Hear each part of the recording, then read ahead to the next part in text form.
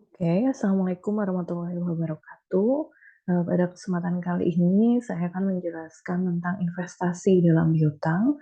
Mohon maaf sebelumnya kita tidak bisa bertemu dalam offline, maka saya akan menjelaskan materi pertemuan ke-9 ini dengan Zoom.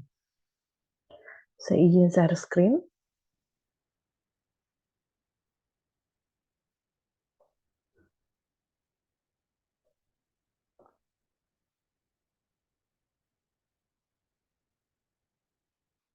Oke, investasi dalam piutang, mungkin sebelumnya teman-teman sudah pernah dapat ya, cuman di Pamasuri, karena Pamasuri ada lebih satu materi tidak sesuai dengan RPS.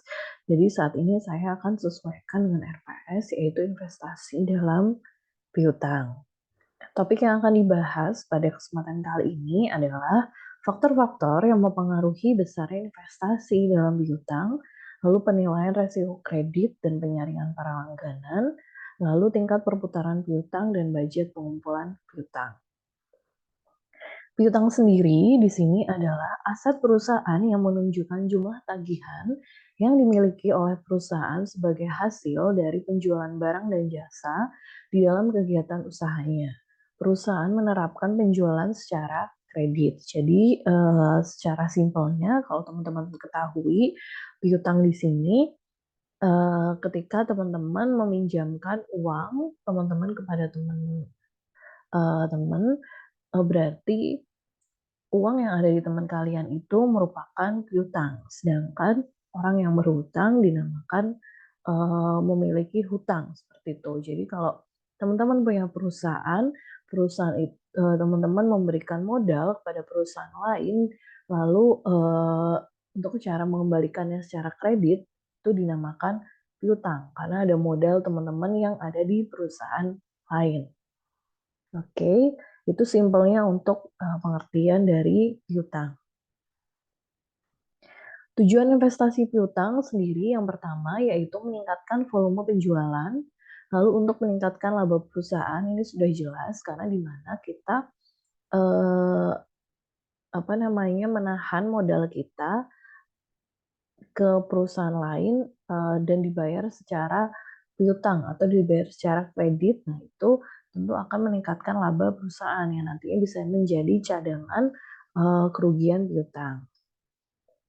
Lalu yang terakhir tujuannya itu adalah bentuk persiapan dalam menghadapi persaingan bisnis. Jadi kita nggak tahu teman-teman ke depannya itu bisnis itu bisa mengalami inflasi, bisa juga nanti ada kejadian-kejadian atau kondisi tertentu yang mengharuskan bersaing. Sehingga ketika kita memiliki piutang di perusahaan lain tentu bisa menjadi cadangan modal atau cadangan investasi untuk perusahaan kita. Nah, teman-teman bisa lihat di sini ada faktor yang mempengaruhi besarnya investasi hutang. Teman-teman kalau bisa lihat, di sini ada K1, dari K1 dia akan berputar menjadi barang atau produksi barang. Dari barang di sini lalu dijual secara piutang atau dijual secara kredit yang nantinya akan menjadi piutang. Dan setelah jatuh tempo, perusahaan akan menerima uang dalam bentuk kas 2 seperti itu. Jadi ini disebut dengan rantai perputaran modal kerja. Mungkin teman-teman kalau yang masih ingat, waktu perputaran modal kerja itu di bab modal kerja itu ada 3 teman-teman cara perputaran modal kerja dengan tunai, dengan kredit atau piutang, dan dengan produksi. Nah, di sini yang berpengaruh terhadap besar investasi piutang adalah pada rantai perputaran modal kerja yang bersifat piutang atau kredit seperti itu. Jadi kita bisa mendapatkan kas kembali ketika penerimaan uang yang sudah jatuh tempo dari piutang. Seperti itu. Besarnya piutang dipengaruhi oleh 5 nih teman-teman. Yang pertama adalah volume penjualan kredit, lalu syarat pembayaran penjualan kredit, di mana syarat pembayaran penjualan kredit ini misalkan ketika teman-teman ingin mengajukan utang ke bank seperti itu ya, tentu ada syarat-syaratnya. Misalkan usaha teman-teman itu harus berdiri 5 tahun, misalkan seperti itu. Atau omsetnya teman-teman di sini harus 10 miliar, misalkan seperti itu. Merupakan syarat pembayaran penjualan kredit.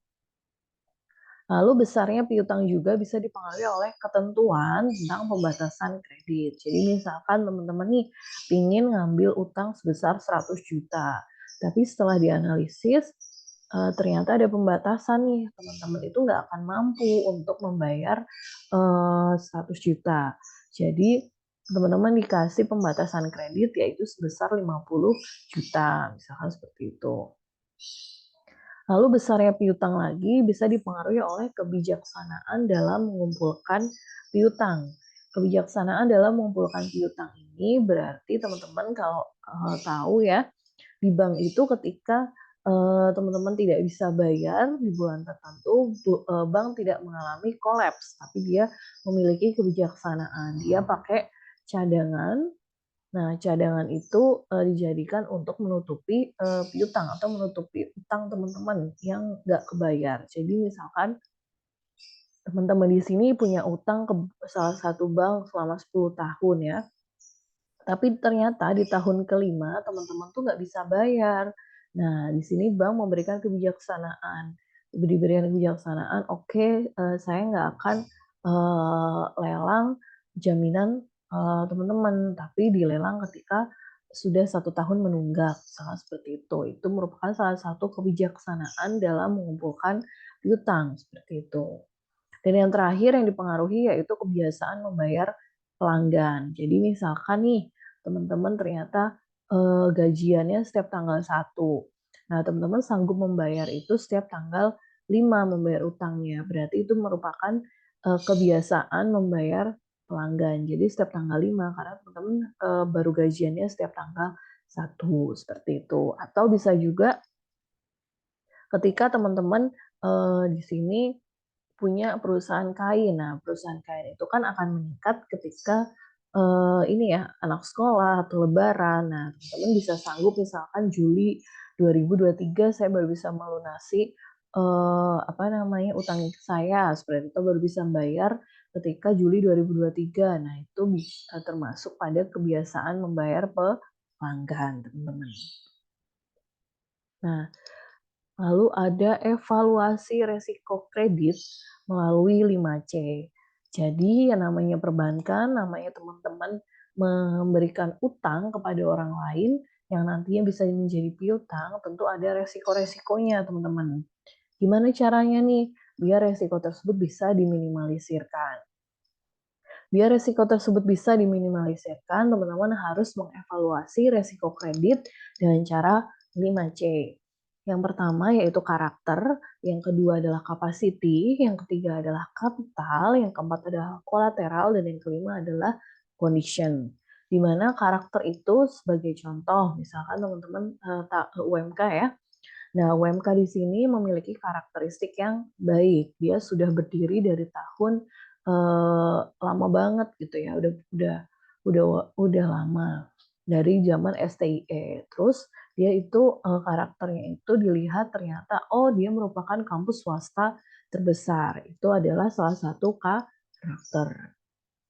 Lalu yang 5C yang kedua adalah capacity. Capacity di sini adalah kapasitas, teman-teman.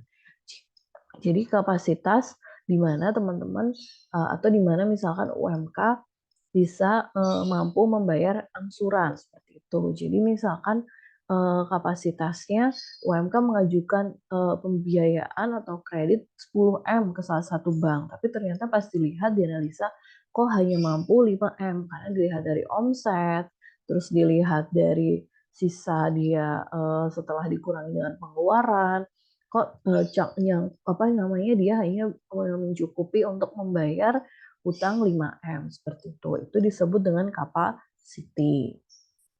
Lalu 5C yang ketiga adalah kapital. Kapital ini modal, teman-teman. Modal ini bisa dilihat dari laporan keuangan. Jadi, laporan keuangannya itu dilihat nih, oh ternyata UMK 3 tahun berturut-turut dia baik-baik saja nih, malah meningkat. laporan keuangannya bagus kayak gitu, itu bisa dijadikan sebagai kapital atau modal. Terus 5C yang keempat adalah kolateral, teman-teman. Kolateral di sini adalah jaminan. Jadi apa nih yang dijaminkan? Misalkan UMK ketika mengambil utang 5M, dia memberikan jaminannya itu misalkan gedung J gitu atau gedung G atau rektorat seperti itu. Itu bisa dijadikan kolateral. Dan 5C yang kelima atau yang terakhir yaitu adalah condition. Misalkan setelah dilihat, oh UMK walaupun ada COVID kemarin, dia tetap berdiri nih, dia tetap merekrut siswa, tetap merekrut karyawan, dosen. Nah, itu merupakan kondisi seperti itu. Berarti UMK tetap berdiri walaupun adanya kondisi-kondisi tertentu. Seperti itu. Lalu ada klasifikasi resiko piutang, teman-teman. Setelah dianalisis dengan 5C tadi, ada klasifikasi resiko piutang dari 1 sampai 5. Kalau nomor 1 itu berarti kerugian piutangnya 0%. Berarti kebijakan kreditnya kredit dengan persyaratan lunak seperti itu. Jadi tidak diberi persyaratan-persyaratan yang khusus gitu ya. Masih sama dengan pada umumnya. Lalu kelas resiko yang kedua adalah kerugian piutangnya 1 sampai 3%. Berarti kredit dengan persyaratan ketat. Jadi misalkan setelah diteliti UMK tuh nggak bisa nih jaminannya cuma satu gedung doang, gedung J. Dia harus menambah jaminan. Misalnya ditambah dengan gedung D. Nah, itu merupakan persyaratan yang ketat karena ditambah jaminannya untuk mitigasi resiko apabila UMK tidak bisa membayar. Lalu kelas resiko yang ketiga yaitu 4-6%. Berarti di sini cash on delivery atau tunai. Di sini berarti jemput bola. Banknya itu yakin ketika pelanggannya itu bisa membayar dengan cara dijemput bola atau ditagih secara langsung seperti itu. Misalkan dia mampu bayar setiap tanggal 5, oke, berarti setiap tanggal 5 pihak bank akan bertemu bendahara UMK yang nantinya harus bayar secara tunai. Yang keempat, resikonya yaitu kerugian piutang sebesar 7-9%. Berarti ini cash before delivery atau dibayar di muka. Jadi di sini biasanya resikonya itu sangat agak riskan ya, diberikan kepada piutang atau kredit yang bersifat jangka pendek. Jadi tidak lebih dari 1 tahun. Yang kelima yaitu kelas risiko kelima adalah kerugian piutang lebih besar dari 10%. Berarti dia tidak diberikan kredit. Setelah dianalisis 5C, dia ternyata hasilnya lebih dari 10%, otomatis tidak diberikan kredit. Nah, lalu ada penentuan besarnya resiko yang akan ditanggung oleh perusahaan. Nah, contohnya nih ya, teman-teman. Misalnya suatu perusahaan merencanakan akan memperluas volume kredit sales, itu lebih dari 100.000, dan kenaikan ini disertai dengan kenaikan biaya usaha sebesar 50.000. Perusahaan ini telah menetapkan besarnya resiko yang ditanggung yaitu 10%. Nah, berapa nih keuntungannya? Teman-teman bisa hitung nih, ada hasil tambahan penjualan kredit 100.000 ya penjualannya. Terus resiko tidak terkumpulnya piutang itu yaitu 10.000 didapat dari adanya resiko 10%. Berarti 10% dikali 100.000. Hasilnya adalah 10.000. Kita kurangin berarti hasilnya adalah 90.000. Lalu ada tambahan biaya usaha. Mereka memperkirakan adanya kenaikan biaya usaha sebesar 50.000. Berarti dikurangin aja 90.000 dikurangi 50.000 adalah 40.000. Jadi keuntungan yang didapat oleh perusahaan ketika memperkirakan resiko yang akan ditanggung adalah akan mendapatkan keuntungan sebesar 40.000 seperti itu. Nah, ini ya ada penyelidikan tentang kemampuan perusahaan untuk memenuhi kewajiban. Jadi selain 5C tadi, perusahaan juga harus selain 5C tadi, bank juga harus memperkirakan soliditas atau kepercayaan pihak luar terhadap perusahaan. Jadi di sini ada 3. Yang pertama soliditas komersil. Ini lebih bersifat komersil, bersifat apa sih yang bisa dijual, daya jualnya itu. Nah, gitu. Jadi misalkan kayak UMK.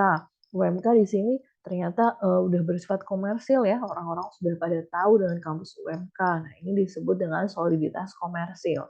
Memberikan kepercayaan nih kepada pihak luar kalau misalkan dia tuh sudah bersifat komersial, sudah bisa menjual gitu ya dengan lama berdirinya, terus dengan dia meluluskan mahasiswa yang berprestasi itu merupakan soliditas komersil. Terus bisa juga dia soliditas finansial. Soliditas finansial ini lebih ke finansial, teman-teman. Jadi kepercayaan yang dilihat dari laporan keuangan. Atau bisa kita lihat dari 5C-nya. Tadi itu adalah kapital ya. Jadi laporan keuangannya itu bersifat bagus. Seperti itu. Yang ketiga ada soliditas moral, teman-teman. Soliditas moral di sini lebih ke personal. Jadi misalkan, oh ternyata kita lihat rektornya itu setelah dicek di sistem BI dia tuh bagus kayak gitu, dia tidak pernah hutang, WR-nya juga setelah dicek. Nah itu termasuk pada soliditas moral, jadi kepercayaan terhadap si pemilik perusahaan seperti itu. Mengadakan klasifikasi dari para langganan berdasarkan resiko pembayaran. Jadi di sini tentu ada 5%, 10%, dan 15% serta seterusnya, di mana kredit itu diberikan hanya kepada yang di bawah 10%, teman-teman. Ini ya, mengadakan seleksi dari para pelanggan, di mana di sini penjual akan memberikan kredit kepada langganan dari resiko yang di bawah 10%, seperti itu. Lalu penentuan besar resiko piutang yang ditanggung perusahaan. Jadi teman-teman yang tadi saya sudah sebutkan, di mana ketika salah satu nasabah bank atau salah satu langganan tidak bisa membayar piutang atau tidak bisa membayar kreditnya, itu berarti bank itu bisa mempunyai tanggungan seperti cadangan kerugian piutang seperti itu. Jadi nanti ketika langganan atau perusahaannya baru bisa mengembalikan kreditnya ke bank, nah itu akan bisa menutup cadangan kerugian piutang yang tadinya berkurang akan bertambah cadangan piutangnya seperti itu. Oke, di sini ada perputaran piutang, teman-teman. Teman-teman harusnya sudah dapat ya perputaran piutang ini di bab persediaan barang. Karena kemarin persediaan barang itu bisa bersifat piutang ya atau kredit. Tapi di sini saya ulas lagi aja, di mana perputaran piutang itu penjualan kredit bersih dibagi jumlah rata-rata piutang. Dan hari rata-rata pengumpulan itu 360 hari diasumsikannya ya dalam setahun dibagi dengan perputaran piutang. Lalu hari rata-rata pengumpulan bisa dihitung dengan 360 hari dikali rata-rata piutang dibagi penjualan kredit bersih. Contohnya, ketika ada persediaan barang di 1 Januari adalah 40.000, lalu pembelian selama 1 tahun adalah 760.000. Kita totalkan adalah 800.000. Lalu diketahui juga ada persediaan barang 31 Desember adalah 80.000. Jadi HPP-nya adalah 800.000 kurang 80.000, yaitu 720.000. Lalu kita hitung rata-rata persediaannya, yaitu rata-rata persediaan awal 40.000 ditambah rata-rata persediaan akhir adalah 80.000 dibagi 2, hasilnya adalah 60.000. Lalu inventory turnover atau perputaran inventorinya berarti 720.000 dibagi dengan 60.000, hasilnya adalah 12 kali. Hari rata-rata penjualan berarti 360 hari dibagi dengan inventory turnover. Inventory turnover-nya adalah 12, berarti hasilnya adalah 30 hari. Sehingga rata-rata penjualan dapat dihitung 360 dikali rata-rata persediaan dibagi HPP, yaitu 360 dikali 60.000 dibagi dengan 720. Hasilnya adalah 30 hari untuk rata-rata penjualannya. Nah, di sini ada contoh soal yang terakhir, teman-teman, di mana suatu perusahaan mempunyai rencana penjualan atas dasar estimasi akhir sebagai berikut. Di mana bulan penjualan yang Juli, Agustus, September. Juli itu jumlah penjualannya adalah 28.000, sedangkan Agustus adalah 35.000 dan September adalah 42.000. Syarat pembayarannya di sini ditetapkan 3/20 atau di sini dia dapat diskon sebesar 3% apabila dia membayar sampai hari ke-20 dengan netnya yaitu pembayaran hutangnya yaitu 30 hari. Nah, berdasarkan pengalaman ternyata si perusahaan itu atau langganannya itu bisa bayar utang ke bank itu dengan langkah tiga ini teman-teman dengan langkah A, B, C. Yang pertama berarti 60% dari penjualan setiap bulannya terkumpul dalam waktu 20 hari sesudah bulan penjualan. Jadi kalau teman-teman lihat ketika dia bulan Juli, berarti dia bisa bayar sesudah bulan penjualan sebesar 60%. Berarti dia bisa bayar 60% di bulan Agustus. Di bulan Agustus dalam waktu 20 hari, berarti dari tanggal 1 sampai tanggal 20 Agustus, seperti itu. Lalu yang poin B, si pelangganan atau perusahaannya itu bisa bayar 30% terkumpul dalam waktu sesudah 20 hari dalam bulan yang sama, yaitu dalam bulan ke-1 sesudah bulan penjualan. Berarti dalam bulan yang sama itu dia bisa bulan Agustus, teman-teman.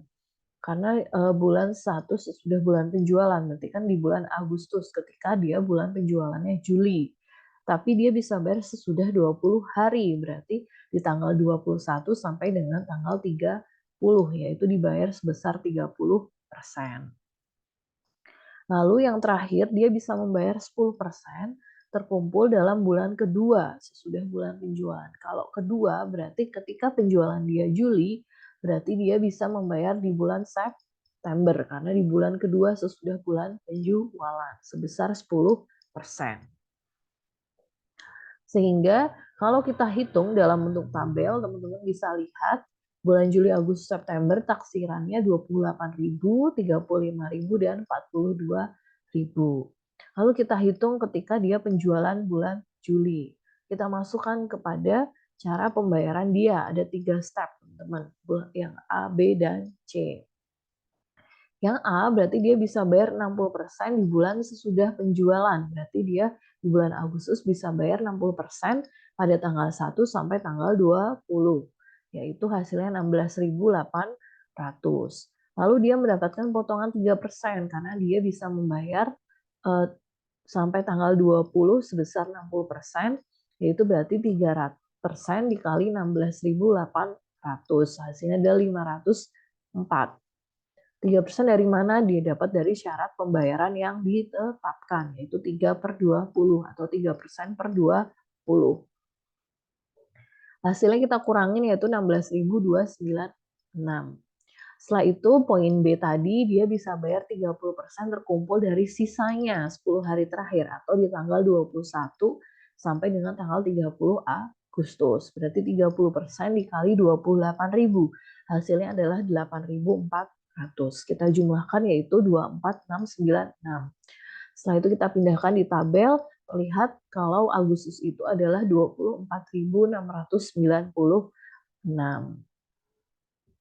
Sedangkan piutang di bulan 2 bulan selanjutnya, 2 bulan selanjutnya itu dia bisa bayar sebesar 10%, teman-teman. Berarti 10% dikali 28.000 dikali taksiran penjualannya, yaitu hasilnya adalah 2.800. Berarti kita tulis di bulan September pada penjualan Juli adalah 2.800.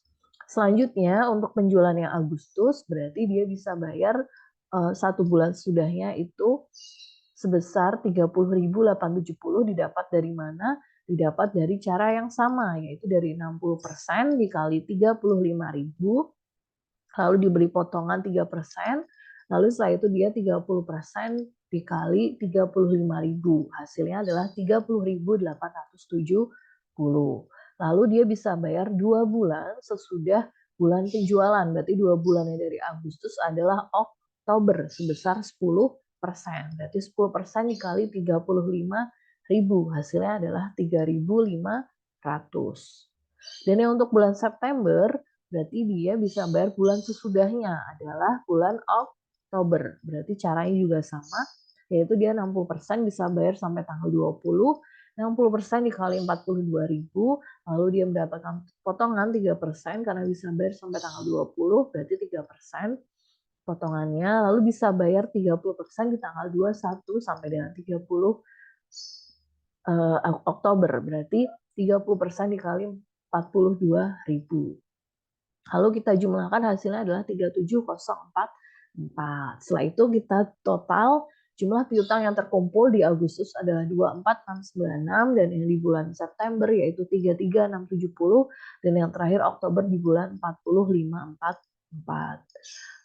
Jumlah yang terkumpul dari piutang ini bisa disebut dengan cash inflow karena nanti akan menjadi kas 2. Kalau yang tadi teman-teman lihat di perputaran modal kerja bisa menjadi kas 2 pada bulan-bulan Agustus, September, dan Oktober.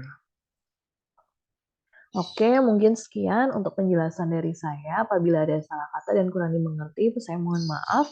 Nanti kita bisa saling diskusi di WhatsApp group jika ada yang belum paham. Dan jangan lupa kerjakan untuk tugas kelompoknya, karena apa namanya, ini menjadi tolakan teman-teman untuk pemahaman pada materi hari ini. Sekian, wassalamualaikum warahmatullahi wabarakatuh.